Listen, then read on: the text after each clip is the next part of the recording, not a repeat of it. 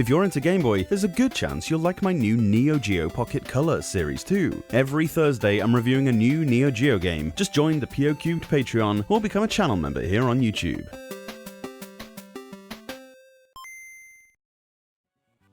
When you think of Nintendo's greatest multiplayer staples, there's one name that will almost always come up near the top of the list: Mario Kart. Few video game spin-off series have ever stood the test of time as this one. Mazza's mental kart racing franchise is not really that far off being as popular as the platformers he's most famous for. Starting way back in 1992 on the SNES, Super Mario Kart got them firmly on track to defining an entire genre of kart races, and this was duly expanded upon with the next console in 1997 with Mario Kart 64. This introduced 4-player split-screen mayhem and really pushed the chaos into full-blown 3D rather than the Mode 7 amalgam from before. Before releasing anything on the GameCube, which may have been the next logical step, Nintendo made the potentially risky decision to detour onto the Game Boy Advance. To do this, they enlisted the help of Intelligent Systems, the developers responsible for the standout Advance Wars, and indeed fellow strategy game that would come later, Fire Emblem, on the GBA.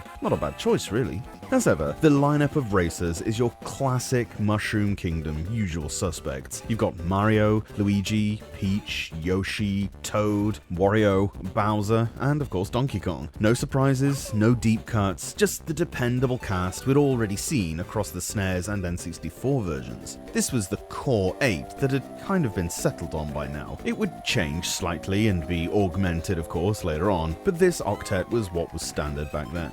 Each character slots pretty neatly into their usual archetype. Peach and Yoshi have the speed, Bowser and DK have the weight advantage, Mario and Luigi for the balanced middle ground. Visually, Super Circuit is an interesting hybrid. It takes the flat, Mode 7 style track scaling of the SNES original and dresses it up with the cleaner, more colourful polish you'd expect from a GBA game.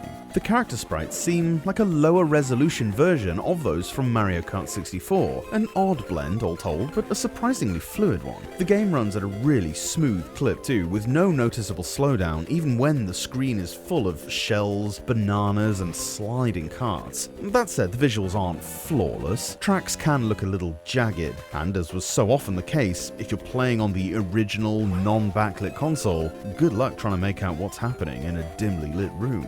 Still, in 2001, this was some of the most impressive stuff around, to the point where people were calling it the Advance's early flagship title, and it's not hard to see why.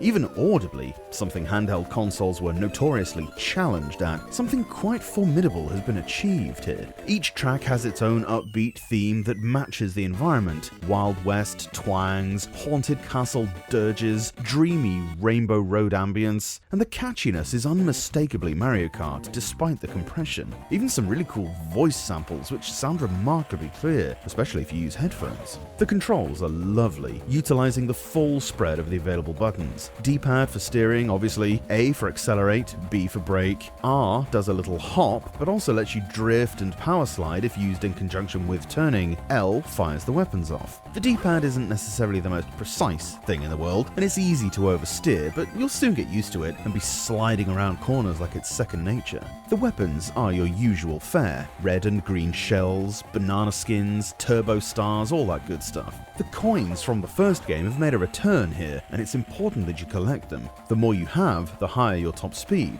A crash and you will lose some, and if you have none at all, the slightest touch from an opponent will be enough to spin you out. Make sure you grab a few for safety, but going too much out of your way to get as many as you can will kind of negate the increased top speed you'll get from it. These tracks are only 3 laps, remember, and they don't last that long.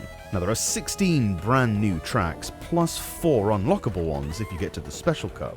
Not only that, but if you manage to collect 100 coins across a cup and still win gold, you'll even unlock the original 20 Super Nintendo tracks too, for a grand total of 44. Kind of incredible for a handheld game, and it's still one of the largest selections in the whole series. It's not all sunshine and rainbow roads though. The multiplayer is a little hit and miss, which is a real shame for a Mario Kart game. Obviously, split screen is a no-go, so you will need separate consoles, cartridges, and one of those link cables. Shouldn't have been too much of a problem in the early 2000s at least. A fair chunk of GBA owners had this, I'm sure, and the 4-way link-ups is still an option here, if not a convenient one. Well, that's for the tournament mode anyway, which is just fine really. There is something else called Battle Mode, which really is just a balloon popping exercise and is possibly the weakest part of the whole game. The arenas for this are a bit lazy and uninspired, and you won't be troubling this mode all that often, I shouldn't think. One thing worth pointing out too is the AI.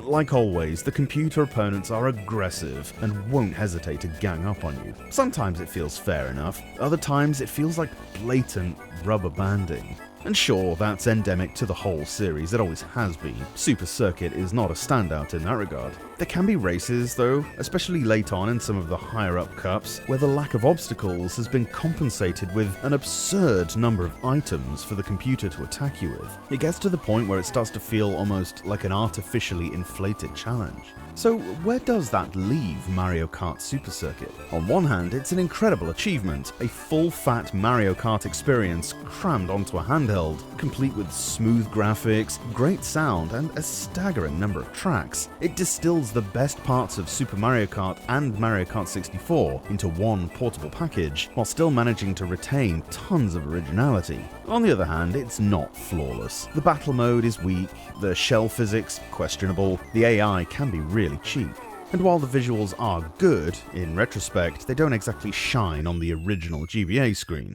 But taken as a whole, this is still one of the Game Boy Advance's standout titles. It's chaotic, it's fun, it's classic Mario Kart, just a little rougher around the edges than you might be used to.